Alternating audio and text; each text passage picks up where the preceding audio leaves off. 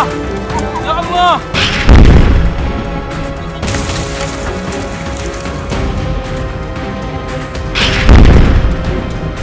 পাখির মতো মরছে মানুষ, আহতদের আর্তনাদে ভারী আকাশ বাতাস। ইসরায়েলি বাহিনীর লাগাতার হামলায় মৃত্যুপুরীতে পরিণত হয়েছে গোটা অঞ্চল। গাজার এমন ভয়াবহ বিপর্যয়ে হতবাক বিশ্ব মানবতা।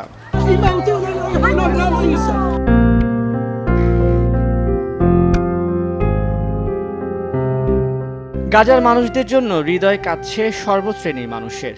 সামাজিক যোগাযোগ মাধ্যমে ব্যক্তিগতভাবে প্রতিবাদ জানাচ্ছেন অনেকেই। এই মানবিক ট্র্যাজেডিতে পিছিয়ে নেই শোবিজ অঙ্গনের তারকারাও।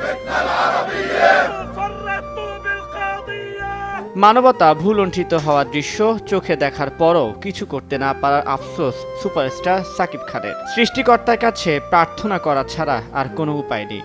তবে ভালোবাসা, সংহতি আর শান্তির প্রত্যাশায় গাজাবাসীর পাশে আছেন বলে জানিয়েছেন তিনি।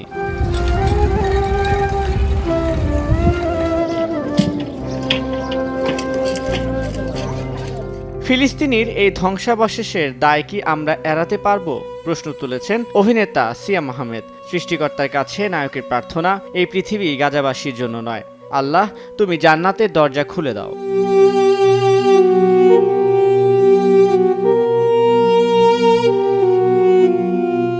ফিলিস্তিনিদের উপর ইসরায়েলি বাহিনীর এমন বর্বরতায় বিশ্ব নেতাদের কাছে প্রশ্ন রেখেছেন দুই বাংলার জনপ্রিয় অভিনেত্রী জয়া আহসান।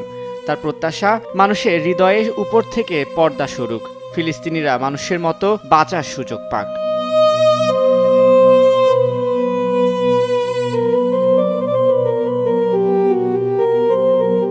আক্ষেপ ও অসহায়ত্বের কথা উল্লেখ করে ঢালিউডের আরেক চিত্রনায়ক আরিফিন শুভ জানিয়েছেন, গাজার আকাশের যে ধোঁয়া আর অশ্রুর বৃষ্টি, সেই নিষ্ঠুরতার বিরুদ্ধে আমরা শুধু প্রার্থনাই করতে পারি, কাঁদতে পারি আর চিৎকার করতে পারি।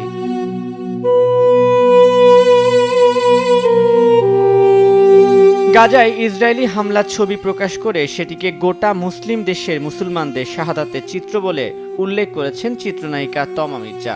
অন্যদিকে অভিনেত্রী কেয়া পায়েল গাজার পাশে নিজের অবস্থান নিশ্চিত করে লিখেছেন, গাজা যখন রক্তাক্ত তখন পৃথিবীর নীরবতা অপরাধ। নিরীহ মানুষকে হত্যা, কণ্ঠরোধ আর মানবতা ধ্বংস করা, এটা অমানবিকতা।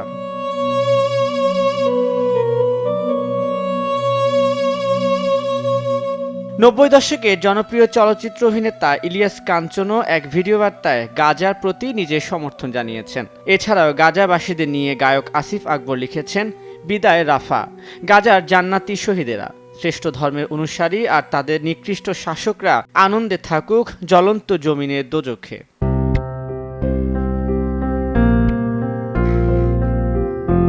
জনপ্রিয় ইউটিউবার ও অভিনেতা সালমান মুক্তাদিরও সামাজিক মাধ্যমে নিজের মতামত জানিয়েছেন।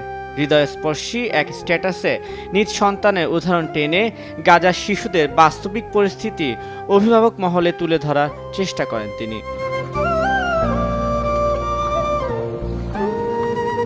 তানভীর হাসান, সময় সংবাদ, ঢাকা।